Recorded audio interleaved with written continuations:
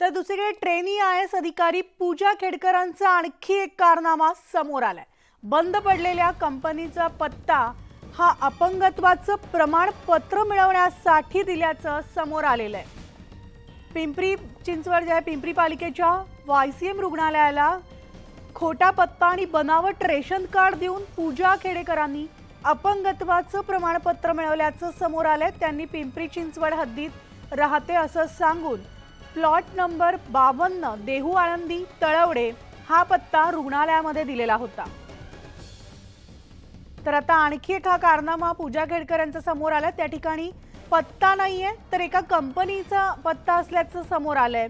थर्मोवेरिटा engineering private limited नावाची company आहे आणि जी सध्या बंद आहे। मात्र कंपनीचा पत्ता रहिवाशी म्हणून देऊन पूजा खेडकरांनी खोटी माहिती दिल्याचं यावरनं स्पष्ट झालेलं आहे। आणि याविषयीचे अपडेट जाणून घेणार आहोत। आमचे प्रतिनिधी चंद्रकांत फुंदे आपल्या सोबत आहेत। चंद्रकांत, पूजा खेडकर प्रकरणामध्ये दररोज नवनवीन खुलासे नवनव्या गोष्टी समोर येताना दिसतात। मला खरं तर पूजा खेडकरवर यांच्यावर कारवाई झालेली आहे। त्यांना ऑलरेडी मसुरीला बोलून घेतलं गेलेलं आहे। त्यांची जे प्रोबेशन पिरियड तो अफोर्ड केला गेलेला आहे। तरी त्यांनी केलेले कर्तुत्व आणि कारनामे काही थांबण्याचं नाव घेत नाहीत। त्यांनी जो YCM मध्ये पत्ता दिला होता दिव्यांग सर्टिफिकेट काढण्यासाठी तो एका कंपनीचा निघाला। जी कंपनी त्यांच्याच नावावर आहे, ते डायरेक्टर आहेत, ते त्यांची आई, पण ती कंपनी सध्या बंद अवस्थेत आहे। त्याच कंपनीच्या नावावर ही गाडी होती आणि तो टॅक्सही थकलेला आहे आणि तिथे चक्क रहिवासी दाखवून तिथनं रेशन कार्ड काढलेलं आहे। म्हणजे जो पत्ता व्यावसायिक कंपनीचा आहे तो निवासी दाखवून त्यांनी तिथं ते थोडक्यात रेशन कार्ड काढल्यामुळे एका अर्थाने पुन्हा एकदा फसवलेलंच आहे प्रशासनाला, सिस्टीमला, या खेडकर कुटुंबियांनी। आणि याच सिस्टीमचं प्रशिक्षण घेण्यासाठी मसुरीला बोलवण्यात आले। त्यामुळे चंद्रकांत, कदाचित या पदावर सुद्धा गदा येण्याची शक्यता आहे का? निश्चितच एवढं जर सगळं खोटं समोर सिद्ध झालं ऑन पेपर तर त्यांचं टर्मिनेशन होऊ शकतं। त्यांची IAS पद जे आहे त्यांना मिळालेली रँक ही रद्द होऊ शकते, कॅन्सल होऊ शकते, त्यांना सर्व्हिसमधनं निष्कासित केलं जाऊ शकतं। निश्चितच धन्यवाद चंद्रकांत या सविस्तर माहितीसाठी।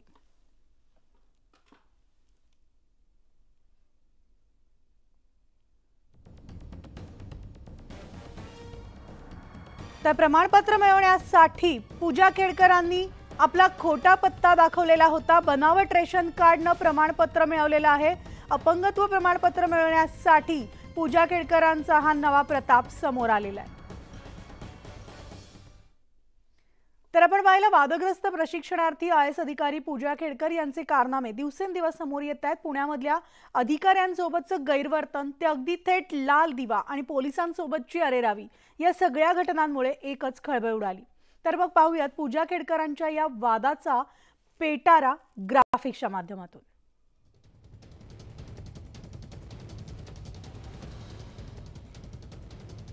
तर पूजा एक वाद अनेक अशा गोष्टी समोर येत आहेत। पुण्यात वरिष्ठ अधिकाऱ्यांसोबत गैरवर्तनाचा आरोप। अपर जिल्हाधिकाऱ्यांचं अँटी चेंबर बळकावल्याचा आरोप। खासगी कारवर अंबर दिवा बसवला। वडिलांनी तहसीलदारांना धमकावल्याचा आरोप। अहमदनगरच्या रुग्णालयातून दिव्यांगत्वाची 2 प्रमाणपत्र मिळवली। नगरमधून मानसिक आजार नेत्र अपंगत्व प्रमाणपत्र प्राप्त। पिंपरीतून गुडघ्यासंदर्भात अपंगत्वाचं प्रमाणपत्र मिळवलं। UPSC कडून वैद्यकीय तपासणीला बोलावूनही जाणं टाळलं। 32 कोटींची संपत्ती असून नॉन क्रिमिनल प्रमाणपत्र।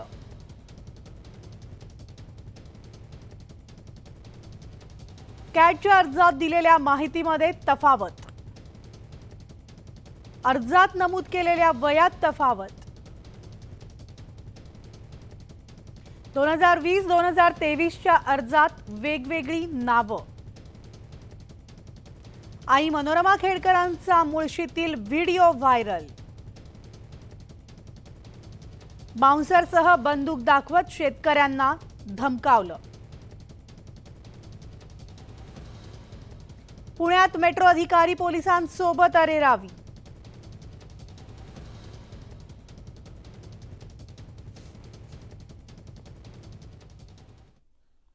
तर हा होता प्रशिक्षणार्थी आयएस अधिकारी पूजा खेडकरांच्या वादाचा पेटार आणि या सगळ्यावर आता प्रशासन काय कारवाई करते याकडे सुद्धा सगळ्यांचं लक्ष लागलेलं आहे। तर दुसरीकडे आपण पाहिलं वादग्रस्त पूजा खेडकर प्रकरणाला आणखी एक नवं वेगळं वळण आलंय। पुण्याचे जिल्हाधिकारी सुहास दिवसे यांनी आपला मानसिक छळ केल्याची तक्रार पूजा खेडकरांनी केली आहे। पुण्यामध्ये प्रशिक्षणार्थी असताना हा छळ झाल्याची तक्रार पूजा खेडकरांनी केली आणि खेडकरांची ही तक्रार सामान्य विभागाकडे वर्ग करण्यात आलेली असून वरिष्ठ अधिकारी त्यावर कारवाई करतील असं देखील समजतंय। पूजा खेडकर या प्रशिक्षणार्थी आयएस अधिकारी असून पुण्यामधील त्यांची छोटीशी कारकीर्द वादाच्या भोवऱ्यात सापडली आहे आणि त्यांनी केलेल्या वास्तव मागण्यांनंतर पुणे जिल्हाधिकारी सुहास दिवसे यांनी त्यांची तक्रार राज्य शासनाकडे केली होती आणि त्यानंतर पूजा खेडकर यांची बदली वाशिममध्ये करण्यात आली।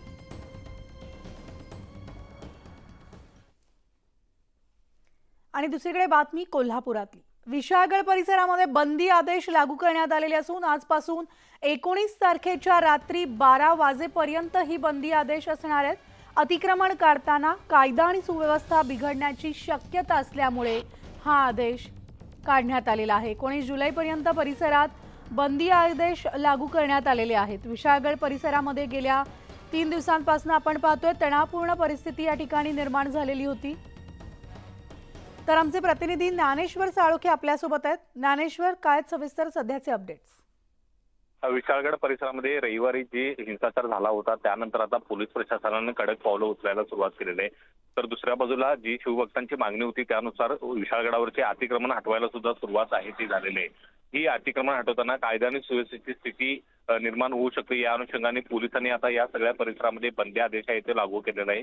अगदी पांढरेपाणी ते गजापूर आणि इथून विशाळगडापर्यंत हा सगळा बंदी आदेश आहे तो लागू असणार आहे। आज सकाळी 6 वाजल्यापासून या बंदी आदेशाचं जे आहे ते लागू करण्यात आलेलं आहे। तो 19 तारखेच्या रात्री 12 वाजेपर्यंत आदेश आहे तो लागू करण्यात येणार आहे। एकूणच या ठिकाणी पाहायला गेलं तर अनेक संघटना सुद्धा आता विशाळगडाकडे जाऊ पाहत आहेत। याशिवाय अनेक राजकीय नेते सुद्धा विशाळगडाकडे मदत घेऊन जाण्याचा प्रयत्न करत आहेत। या सगळ्या पार्श्वभूमीवरती पोलिसांनी कायदा आणि सुव्यवस्था निर्माण होऊ नये यासाठी आता कडक पावलं उचलायला सुरुवात केलेली आहे। प्रांत अधिकाऱ्यांनी पोलिसांच्या विनंतीनुसार हा आदेश आहे तो आजपासून लागू केलेला आहे। धन्यवाद ज्ञानेश्वर या सविस्तर माहितीसाठी।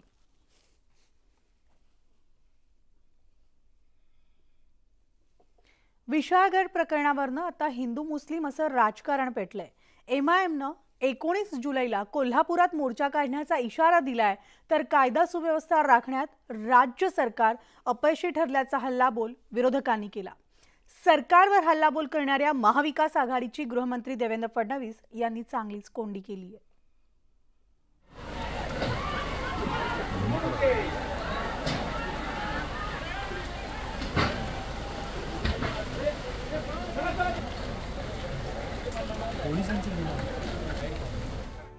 विशाळगड हिंसाचाराचं प्रकरण आता चांगलंच पेटलंय।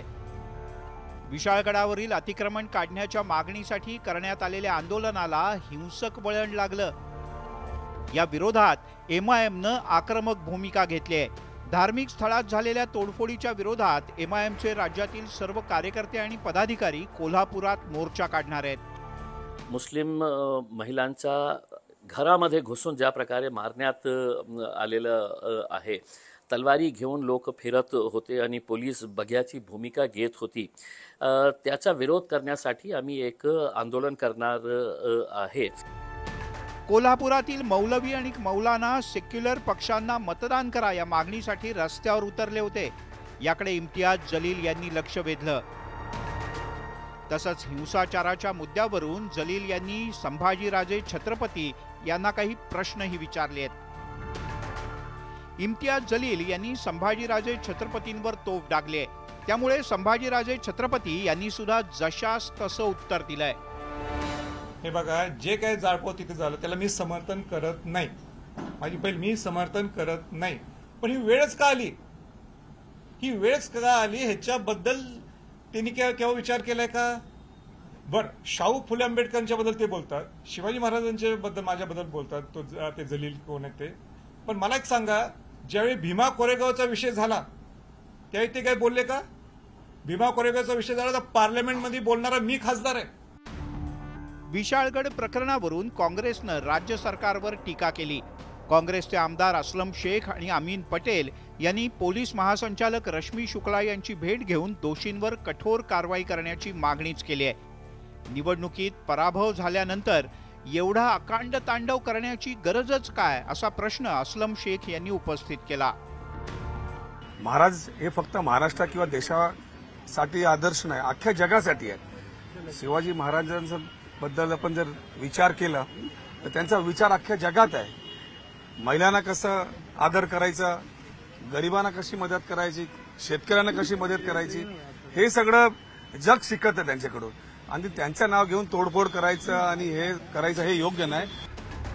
एमआयएमनं घेतलेली भूमिका आणि विरोधकांनी सत्ताधाऱ्यांवर केलेल्या आरोपांचा गृहमंत्री देवेंद्र फडणवीस यांनी हिशोब चुकता केला.